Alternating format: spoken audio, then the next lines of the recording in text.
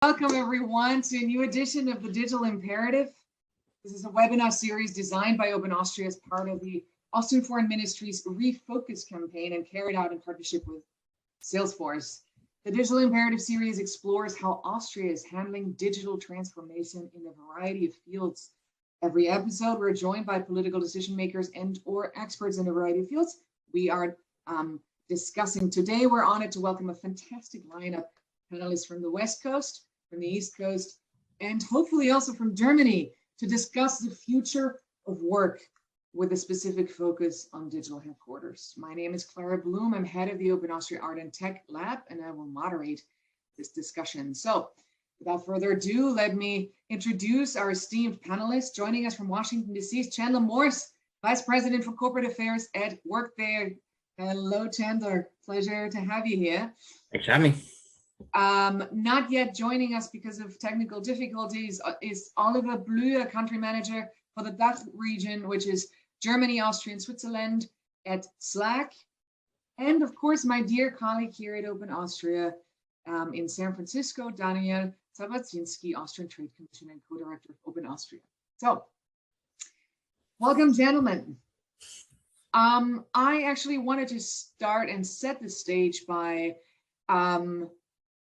defining what a digital headquarter actually is. Like, try to introduce our guests into this new realm of digital headquarters, which has become a buzzword that is not clearly defined. So this was a classic question for all of us, since this is his bread and butter, and Slack has been very active in promoting that term. So I think he would be best suited in defining it.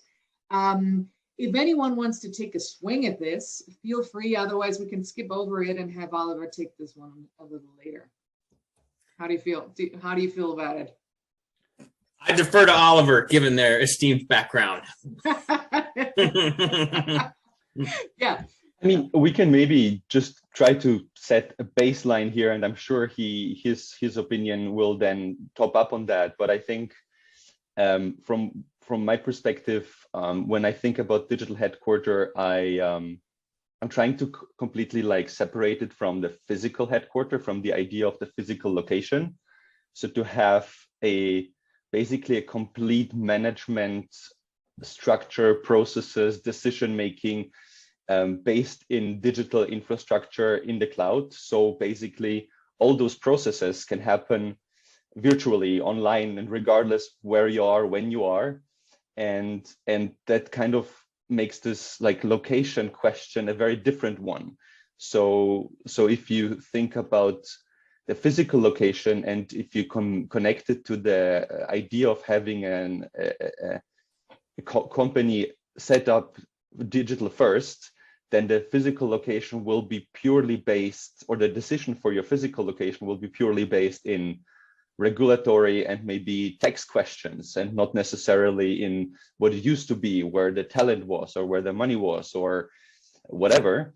And so I think it's a very exciting thought to have a completely digital only company structure. While this is, I think, a very extreme version of the digital headquarter conversation, I do think that that's kind of where I think Salesforce and Slack also are going towards too. But I'm sure Oliver will be able to add to that. Yeah, it seems like that would be the birth of a completely new idea of how to structure corporate life. But the reality that we're encountering is that we do have brick and mortar offices, that most of the companies that also all of us are employed by have a very different structure. So how do you, let's try to segue into the question of how to transition from one to another. And if there can be a smooth transition that tries to combine the advantages of both, and not like we currently see the disadvantages of both. But let me start first. I'm going to go over to Austria in a minute, but let me ask Chandler the following question. Since April of this year, most tech companies in the Bay Area, and I assume on the East Coast as well, have opted to end the home office policy or reduce it at least to 1 or 2 days at home. There are many reasons as to why they're continuing office-based operations that we can discuss, but don't have to. They're manifold, but what we're seeing right now in many office settings is a hybrid format that for many constitutes the worst of both worlds. You're forced back into the office, but don't obtain the same benefits from being back into the physical office setting. Most of the meetings are still hybrid, accommodating for the people who are joining from their own home office settings. And so everyone is logging into from their little workstation and not in a conference room, so depriving them from this in-person component. Employees are scattered around the office because, of course, attendance is much more scarce.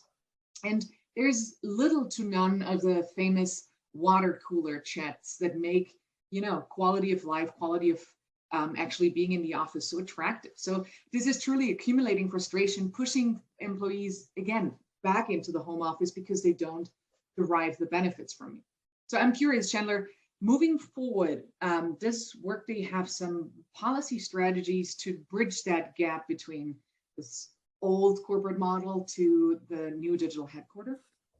I don't know about policy recommendations. I mean, I can sort of speak to that from two lenses. One is certainly, COVID sort of flipped the table over on the economy in a way that caught, I think, everyone by surprise. And for years and sort of the benefits of cloud, we knew, access to data sort of and information from sort of wherever you are, increased cybersecurity around benefits around sort of having that information centralized and not disparate and not sort of on-prem. And one of the things, and going back to sort of the digital first, but sort of for those that had gone to a cloud first model heading into COVID, they were certainly able to accommodate those impacts a lot easier. So I think unabashedly coming from a cloud-based B2B service provider, we saw those, our customers that had sort of really embraced cloud first were able to manage a lot of this in a way that didn't sort of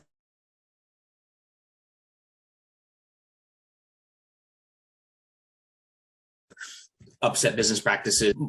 A tried and tested example of what sort of having migrated to the cloud can do for you when unexpected circumstances show up. That's one of the lessons that we've sort of learned. In terms of like the hybrid, and it's very interesting. What I do for I do government relations and engagement for a living, and the question has always been like sort of how's it going, and the answer is we were able to initially sort of get right, stay right at work thanks to, tools like Zoom and digital conferencing and everyone sort of moving to that footing, as opposed to, it would have been disadvantageous had one company said, okay, you guys have to stay home. Everyone else can sort of go about. So it was a level playing field in terms of having to use these tools. But I will say, in our line of work, relationships are key. Sort of they build over time, and there's a lot of turnover in some of the offices. And so we were sort of, for the first year and a half of COVID, kind of trading on the bank of relationships that we had built over time. And so we were able to manage, but in terms of like building new relationships and new avenues of collaboration and new sort of deepening of relationships, it's been a bit of a struggle. So I think I can only speak from my team. They're eager to get back into the office, and they're eager to sort of get back into both collaborating in person. A lot of what we do requires a lot of entrepreneurialism, a lot of like spitballing, a lot of like whiteboarding, a lot of how are we going to do this? We got to pivot to this. What's going to happen now? It's not sort of like widget A into whole B, widget A into whole. It's really a dynamic environment, and so to sort of take on that dynamicism by scheduling Zooms can be a little bit of a challenge. I'll also say though that from my team's perspective, they also like not having to be in the office every day. And so trying to find that, and I think what's dawning on everyone is that there's not going to be a one size fits all, and we're all going to have to be a little bit flexible. But from my perspective, it would be a real miss if we weren't in that sort of like finding a way to be around each other and in collaboration. And that might be, I don't know how, like, that's my experience from sort of a government relations end of things, but I don't know that it's that different for many of the folks that I talk to.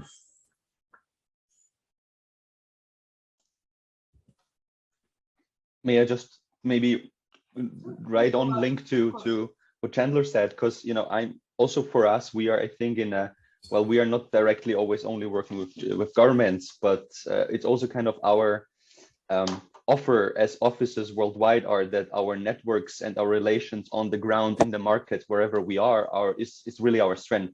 And that's why we are here, because research can be done technically everywhere, from everywhere in the world. So it's really those partnerships and personal relations. And for me, it was an interesting experience because I moved to the Bay Area 9 months ago. So still within the pandemic, very much where numbers were high and the city wasn't really there yet, and streets were still quite empty around our office. And it was an interesting moment in that time because a lot of people that I reached out to when they met with me for coffee, they said it was the first in-person meeting they had since the pandemic had started. At the same time, I had a vast number of people that just rather had those introductions via Zoom.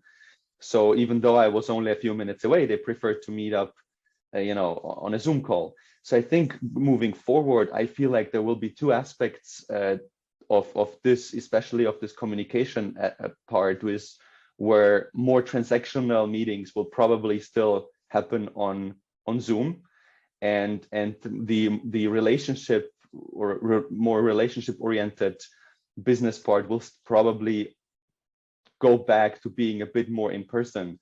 And it's exactly what Chandler said. We're still figuring it all out. All the companies everywhere are figuring it all out. Some are trying more extreme versions, like Tesla, who is basically saying, if you don't want to come back to the office, you can leave the company. I think other companies are quite excited about that to snatch away a lot of those greatly great workers from them. But ultimately it will be also a question of trust. That's another area, right? Will the companies worldwide be able to trust their staff to perform as good as they would be in the office? And I think it's another question of culture. How absolutely. Do you?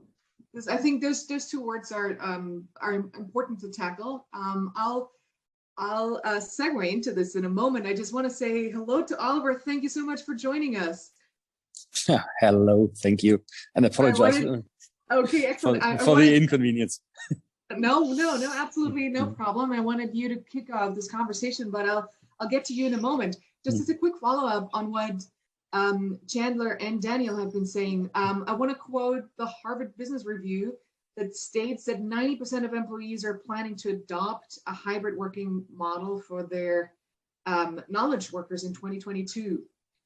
And so we expect that a lot of high-profile companies are going to change course and demand their employees to return full-time to the office, apparently. And there are some interesting factors that are driving that shift, like wanting employees to come back.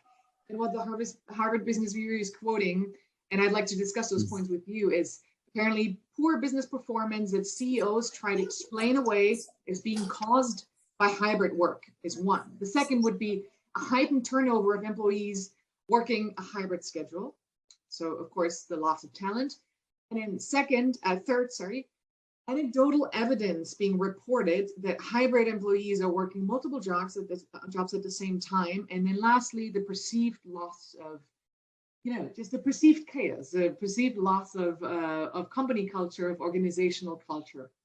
And so the interesting part is that there's like an anti-correlation. While people are being driven back into the office because of those concerns that are not based on factual truth, because we do know that remote work is as efficient as in-person work. I understand that is not entirely true for all sectors and not entirely true for all profiles of employees. There is this underlying concern of management and executives that remote work is actually destroying corporate culture. So I would like to have your take on this and these points of concern that are going to be heavily contested in the months to come and the years to come, and how to fight back, and again, how to bridge that gap. And we've lost Oliver again right now. A second while I wanted to hand over the microphone. He was like, yeah, I'm all set answering that. Thank you. Yeah, I heard enough. All right, Chandler, you want to take this one? No. I'm gonna pop off my video too. I think. Look, I can't respond to that article. I can sort of segue into, one of the things that everyone is dealing with is the great sort of shift, disruption, sort of there, depends on, we all have seen the research. McKinsey did a study sort of end of last year that said 40% of workers were looking at sort of leaving within the next 3 to 6 months. A big part of that is, everyone's sort of thinking about their role and what work means to them and what they're looking for in it. And that really shifts the burden onto employers in terms of like retaining and not only attracting talent, but retaining talent. I think that's sort of, for us, that's sort of the question. How do you maintain, Workday is a values driven company. The culture of Workday is it's like nothing I've seen before. It's something we take seriously. It's something we spend a lot of time thinking about and acting on. And a big part of that is sort of, employees are our first value. And so not only are we thinking about how does one sort of attract talent, which is always, everyone's thinking about that at the moment. We're also thinking about how do we retain, how do we grow, how do we provide an environment where, our employees are, moving their careers forward. And for us, that really is sort of starts that skills conversation. We were looking at skills. We've been looking at skills sort of before COVID as around sort of technological innovation is going to sort of disrupt. WEF did a study not long ago that threw out, probably 1 billion people around the planet that are going to need reskilling as economies shift and as economies change. Another big, Pew did a study kind of midway around in the middle of the pandemic that really highlighted that this pandemic didn't hit everyone the same. Like for me, it was like, yeah, it's a bummer. I like interacting with people, but I'll continue my work from the basement. And I had an internet connection that worked, and I had technological skills that made Zoom, easy. And so, to a large extent, it was sort of inconveniences. It was, a little bit of a hassle. But for a lot of people in the economy, specifically in the US, like those jobs went away. Food service jobs went away. A lot of the service industry, those jobs, they just disappeared. You had a job, a pandemic hit, and then you didn't have a job. And we know from research that those on the sort of in the Hispanic and Latino community were particularly hit hard, for example, as a population around sort of job loss and wage reductions. And so if we start to think about skills as sort of that lens through which we can, adjust to some of these disruptions, provide the agility, skills kind of over pedigree, right? Like, sometimes those traditional credentials can take a long time to get and they're not as sort of agile. Also, education tends to be a tremendous amount of focus on workers entering the workforce, but one of the things that sort of COVID has shown is like we also have to address the incumbent worker, like the folks that are in, the answer to everyone can't be like, oh, well, why don't you go back to college? Like maybe that's possible, and hopefully that would work. And to be honest, I have 2 kids. I hope they both go to college. But it's not an option for everyone. And so we really look at that skills piece as the lens through which employers can be agile enough to kind of juke around and address these challenges. A big part of that, in Europe, we joined the EU's Pact for Skills, and we've been working with Euractiv and some others around sort of raising the conversation around future work and skills.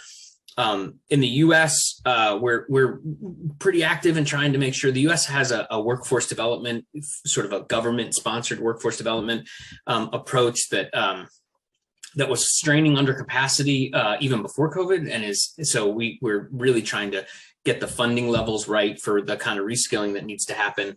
And then we're pretty fixated on trying to modernize labor force data reporting. If you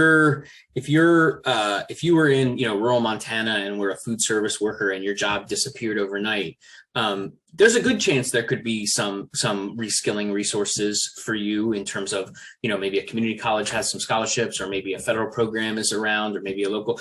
But the real question is like if you were working yesterday and not working today, and in comes like, hey, let's reskill you. The question is like, well, in what? And it tends to be folks, entering the workforce or having just entered the workforce, that those questions can be, I say this all the time, like I have a pretty good sense, I've been in the same career in the same city for 20 years. Like I've got a pretty good sense of like what, what's moving and shaking. But it tends to be folks on the lower end of the job market that those questions become crucial. And they end up being about not, I'm going to go get reskilled. Like I'm going to go find my bliss. Like, yeah, that's great if you can, but you also need to find your rent. And so those questions really become very practical around how do we drive reskilling efforts to open up real opportunities, to open up real economic benefit versus, having folks sort of spin their wheels, learning things that don't open up new occupations. And in the US, at least, that labor market reporting, like to the extent that it exists, it can be pretty old. Like one of the things that COVID showed us was how quickly things could change economy wide. And, it was literally 1 month everyone was at work, and the next month we were all at home. And the month after that, restaurants and, service industry folks were closing and they had to figure out what to do. And so if you have a 6-month lag time on labor market data reporting, like it's not really that useful. And interestingly, we live in a day and age with technological advances where, we don't really need paper written down surveys and mailed in and collated. We from a cloud aspect, and we can really start to put some of that data together a lot faster.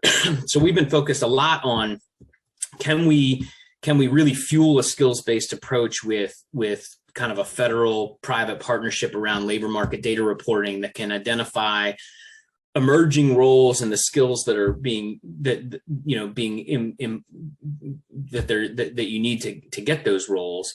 And frankly, we've had a lot of really, we've been pushing on an open door. It's, a lot of folks are thinking about sort of like, okay, let's look at the after action post COVID, and are we in a position if this happens again? Like what lessons can we learn? What do we need?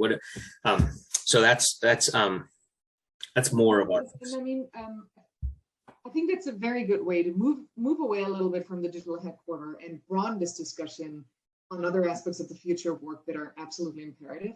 And some shifts that are coming. We are gearing towards a bottleneck that everyone is very clearly seeing in the context of reskilling or upskilling.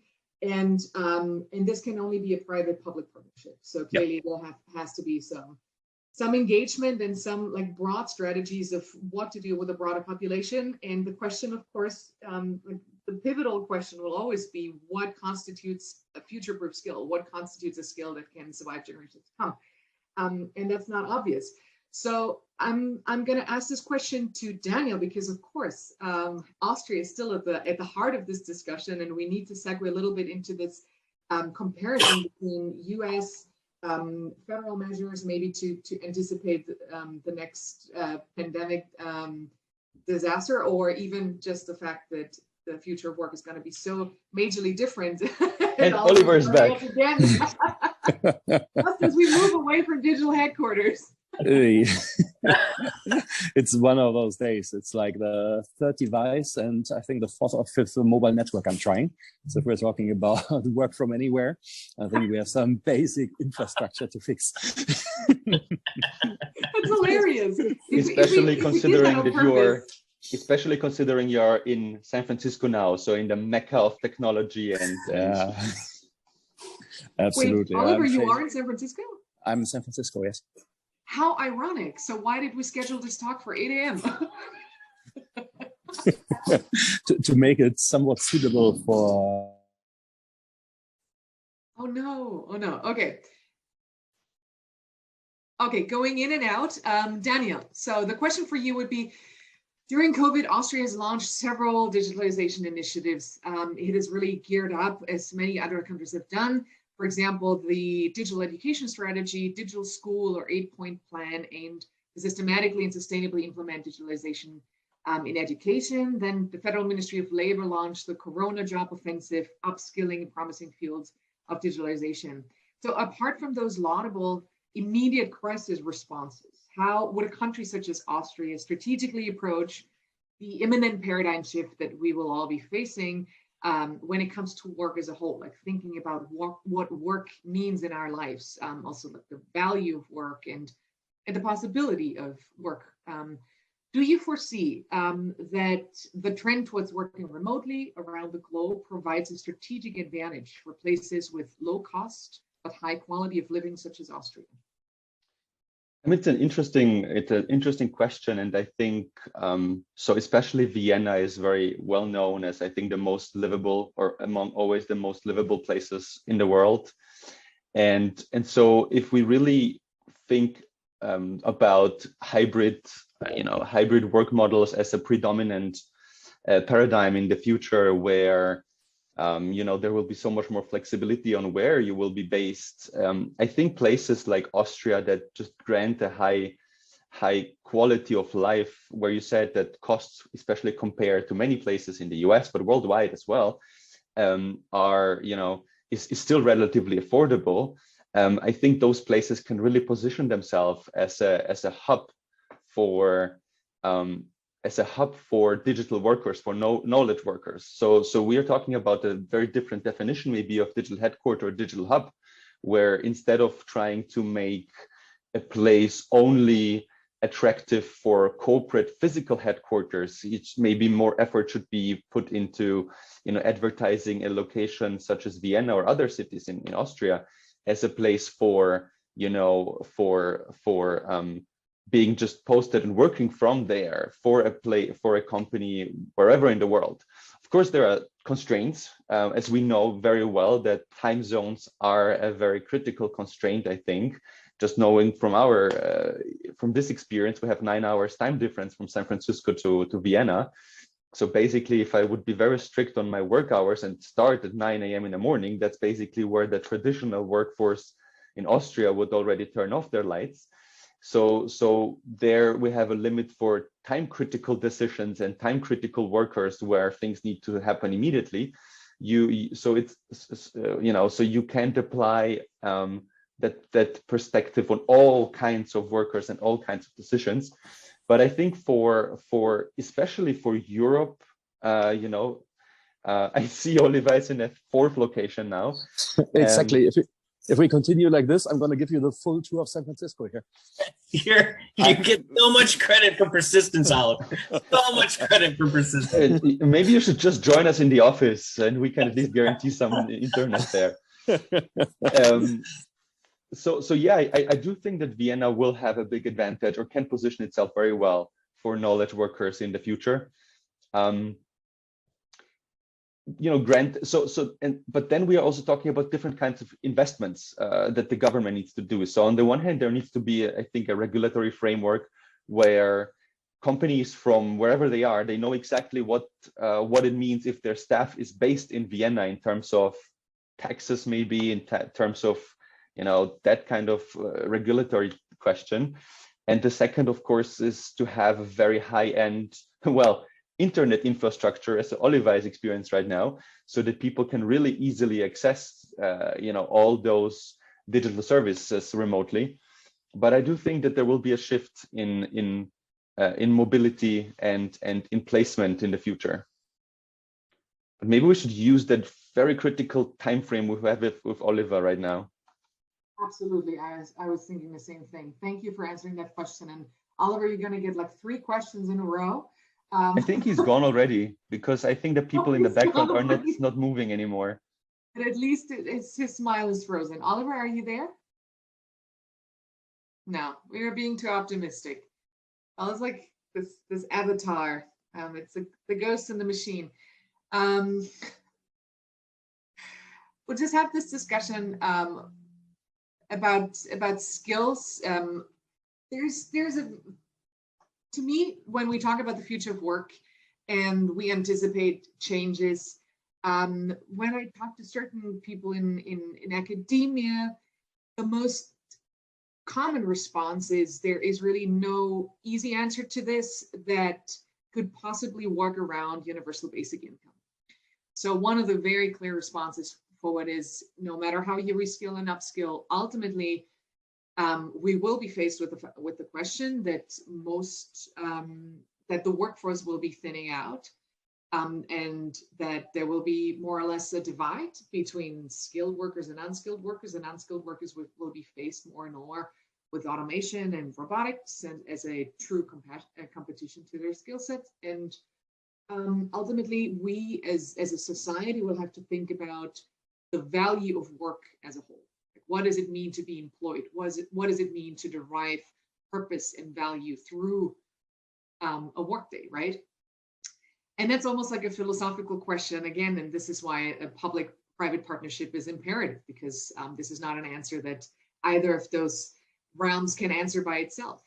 So if it's okay with you, I would like to really make this an open discussion of just a brainstorm session, almost like a philosophical inquiry of what you anticipate. Where do you think should we, in your case, like working for Workday in a private company, but at the same time trying as a government liaison to truly influence positive change and anticipate those changing, affecting real people, real families. And in your case, Daniel, the same, working for a government institution. How can we create a stronger bond with public institution to anticipate that and help people manage that change? Chandler, you want to take this one? Yeah, it's a really great question, and I think one of the things that we have found in doing a lot of, particularly on the policy side, this work around skills, is that it's not as easy as it would seem. So, we are transforming from kind of one way of thinking about work to another way, and there's always going to be sort of turbulence at the boundary there. I will push back a little bit, not a lot, just a teeny bit. From a tech company, we spend a lot of time with other tech companies, and Workday is both a tech company, but we're also a human capital management company. So we sit at sort of the intersection of, half of the Fortune 500.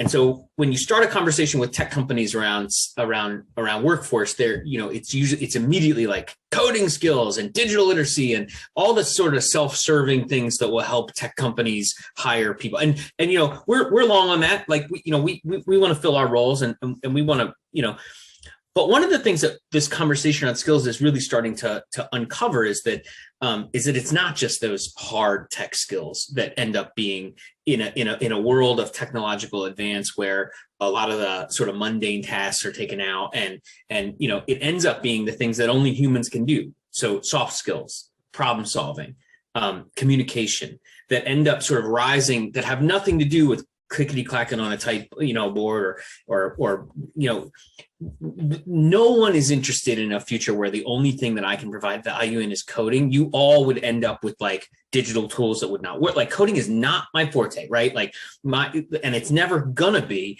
And what is sort of my forte and in the role that I'm in is communicating and brainstorming and, trying, and there's always going to be a role for those. Like there's always, and in fact, as sort of some of these technological advances go on, those roles become more important, not less. They become, because that's really things that technology will never be able to. In terms of the sort of where do we go from here, it really has to be a close linkage between public, i.e., those folks delivering, education services, hiring managers of companies, and or I got that wrong. So the private and the public, it has to be that a lot closer of a linkage. And for us, it really does come down to that question of like in demand. Like the linchpin of all of this becomes, where are you spending limited resources? How are you spending them, and what's it leading to? And there's not a lot of slack in the line for a bunch of missteps in terms of we sent people to 2 years of fill in the blank education that turned out to be totally useless. Like that is, and so that sort of information sharing around what's in demand, what's coming, what's going, what are we preparing for, that sort of nuanced finger on the pulse of the economy. I think that's the biggest lesson that COVID taught us was, there is this sort of like, well, we'll figure it out. Don't worry about it. Everything will happen. And then all of a sudden this pandemic came and these massive shifts in the economy. And we were for a little bit in terms of, in some places flying a little blind in terms of like, what are people going to do and how they're going to do it? And what do they need to do it? And how, and in the US, at least in many instances, and it sounds like Austria, there was the commitment on the government side of, well, we're going to help, we're showing up, there's resources here, here's how we're going to sort of, but if you don't know where to deploy those resources, you don't know, like, sort of, it becomes really murky in terms of whether it's helping or not. And so I think those are all, I think what we're sort of at the crossroads of is an economy-wide impact, the likes of which we really hadn't seen, I think, in a generation. Getting our arms around, at the same time with unbelievable technological advances, with the ability to work from home, the ability to do Zoom, the ability in many cases, and plus an awareness that, like, we need to sort of wrap our arms around this skills approach and figure out how to do that. The one plug that I'll make is there really is no skills at scale without an underlying artificial intelligence approach. That's sort of, from our, it's just, skills are murky. People use different words to say the same things. They use the same word to use 18,000 different things. And so if I'm going to have a conversation with Daniel and with you about what a skill means, we have to sort of get to a common language. And that common language is not easy. And it's not easy to do without that. Sort of what Workday brings to the table is our skills cloud and our skills ontology, and how we're sort of, and so, we're watching very closely the EU AI Act and different policy, things that are sort of unfolding. And we're sort of, we're weighing into that debate, saying, look, we got to get the definitions right. And we love a risk-based approach, but we need to be nuanced about sort of what's risky and what's not. And we need to sort of recognize that there are benefits to AI technology when it comes to the HR space. There are concerns, and we need to build the trust in this technology so that people feel comfortable. But there are ways that these debates can go that can kind of cut off some of the tools potentially that are essential to trying to get at some of the questions you're asking about. Thank you. I'm going to let Daniel take this one as well and maybe contribute to what Chandler said as well. Yeah, I think one of the, and Chandler said, I absolutely concur everything he said. I think is that he's in the space, he knows exactly what he's talking about, and it's absolutely the right approach. And I think that thinking about Austria, I think there needs to be a very, maybe even a much closer conversation between companies and the government in terms of what kind of skills really are necessary. And again, to be honest, I never even thought or not that specifically thought about that question, how soft skills are necessary within that context. Because it is true that even for me, when I think about,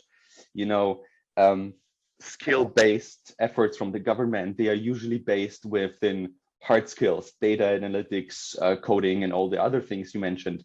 But it is true that with that, you are missing out the human aspect. And one thing that I'm having a lot of conversations about it, I think is also a very interesting aspect in this whole future of work conversation, is also the question about creativity and creative, what Chandler mentioned, problem solving, that falls for me into this brainstorming, problem solving. So all those creative approaches and ultimately innovation happens also in that space. And then again, very often creativity happens when you have, moments of serendipity where you meet people that you don't expect them to meet in a space that is casual, and you can just like have random conversations that suddenly spark an idea and make things happen. And I'm not saying that this is a mass applied source for innovation, but it did spark a lot of great ideas that are turned out to be, drivers for companies. And I don't really right now still see too many tools that help to bridge that creativity gap. Because when I have to schedule a meeting with a person at a specific time in a specific setting via Zoom, I might not feel in my most creative moods sitting in a small cornered room just next to my bedroom. I would prefer to meet you for a coffee or randomly bump into you in our office, having a creative conversation. So I think there's still there's still a lot of things to figure out, and also for the governments to figure out how to really approach it. But one thing that where I maybe to close the circle to what I said in the beginning, that the conversation really needs to happen much more intense between the private and public area, because I sometimes feel that governments react after the fact. So after something's already happening and after we are realizing, because that's also something that Chandler mentioned before with the late labor reports. So after you have the data way, delayed, then you're putting new changes into place that also need a while until they actually get set up and get people involved and train and retrain people. So you do end up with a massive delay of what the labor market, companies, the economy needs, and people themselves need, and what initiatives actually happen. So there's, I think, still a lot of catching up to do, and I think especially governments only start using the whole force of data analytics themselves and real-time data. So I think there's, something that still needs to have has a lot of catching up to do in the next, in this time to move forward. I can feel Oliver trying to get on when you mentioned the collaborative tools. He's like, my ears are burning. I don't know why. Like, what's happening? Because I do think that's. Oh my God. It's really sad that we're missing his perspective in all of this. I just want to make a plug that Workday uses, we're strong Slack users, big Slack customer, and I think there are, there has been an explosion in some of that, in attempts to get at what you're talking about, collaborative tools. I mean, there's if I may interject here, there's a lot to unpack to what the two of you have said. I'm going to follow up on a couple of threads. The first one, of course, I'm a single issue activist when it comes to creativity in the workforce. My bread and butter are artists, and this is what we advocate for. And clearly, this is also the raison d'être that we are very, very clearly trying to still, have a relevance more than ever. And so creativity, like the future is creative, the future of work is creative, and beyond that, we even have this statement that that I really like to advocate, that the future of work is artistic, as in how you approach a problem, how you fix it. There was this moment where you talked about serendipity. Absolutely. So what constitutes inspiration? What constitutes real like moments of genuine invention? And how can you replicate them? I think the problem that we're facing right now with this transition into digital headquarters is, of course, that we're more and more deprived of this moment, this unforeseeable moments where just the water cooler checks can inspire you to think differently about a problem, because the sterile environment of a Zoom call just doesn't give the bandwidth, doesn't give space for these interactions to happen. Obviously, there's lots of studies that came out last year saying that most people in a meeting that are actually like the impulse givers in a company are the ones that fall silent in Zoom meetings, right?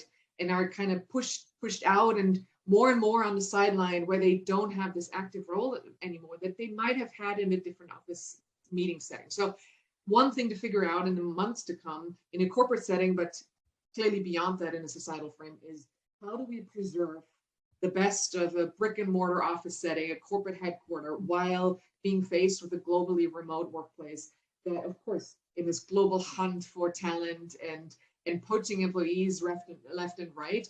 I personally don't think that the answer can be, because it has never been, going back in time. So I think we can agree on the fact what won't work is to say, let's just ignore that we had 2 years of a pandemic and just get every employee back into the office. You ultimately, and all the studies show, this is how you will lose your talent, right? So you can't compete with that.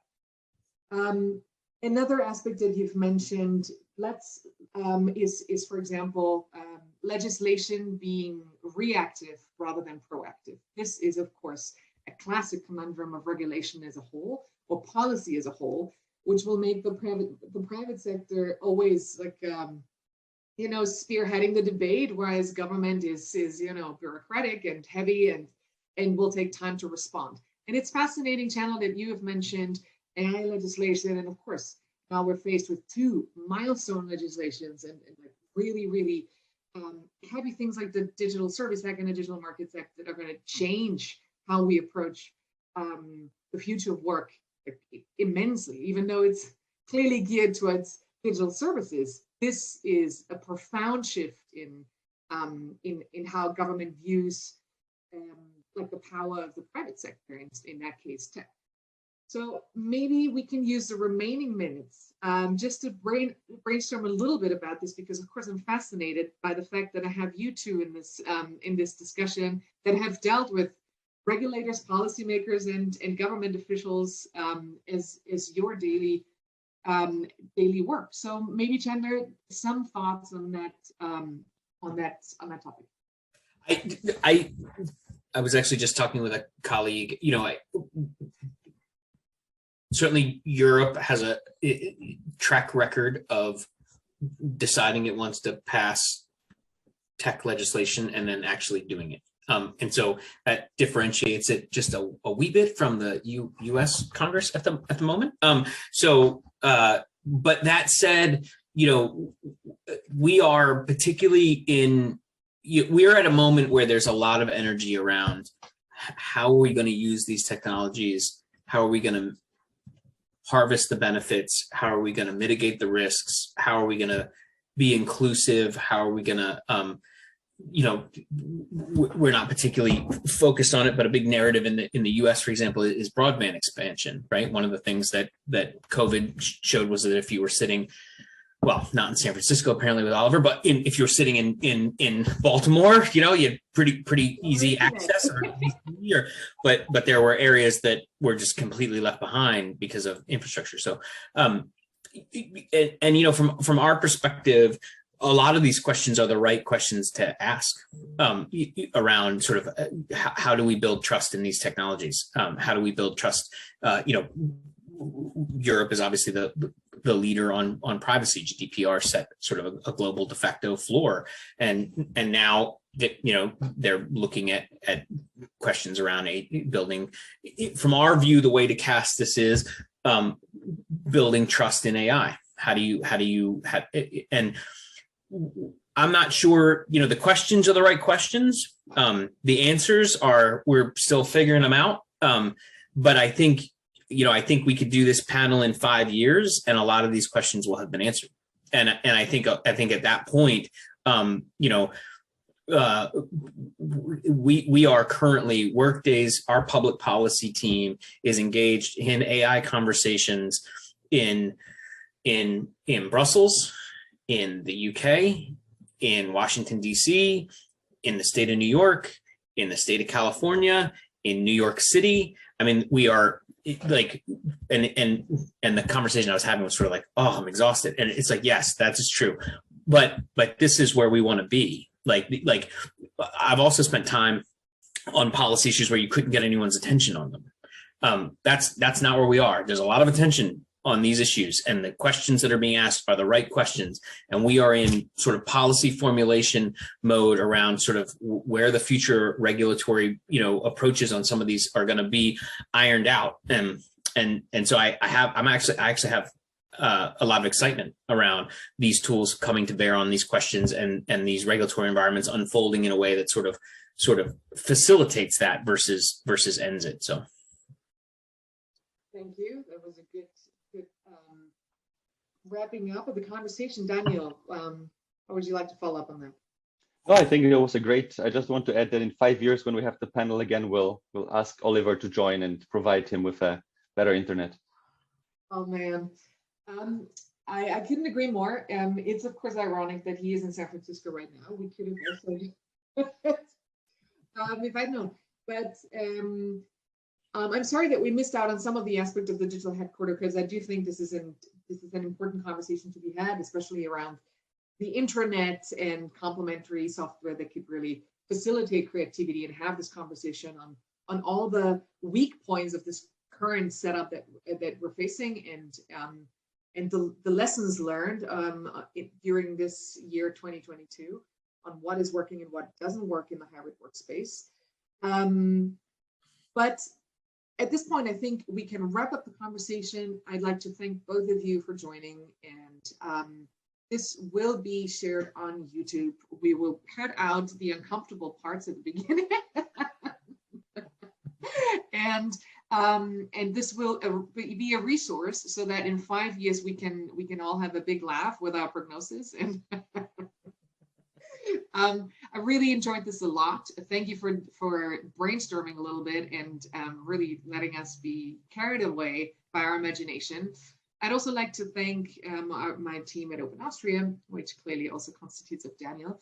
But a very special thanks to our interns, Anna and Ines, who have really been carrying the major load of this panel. Also, thank you to Arnold and Nicholas. Thank you, dear audience, for joining us today, and we'll see you soon for the next and final episode of The Digital Imperative. Thank you, Chandler. Thank you so much. Thank you, David. Thank you for having us. Bye.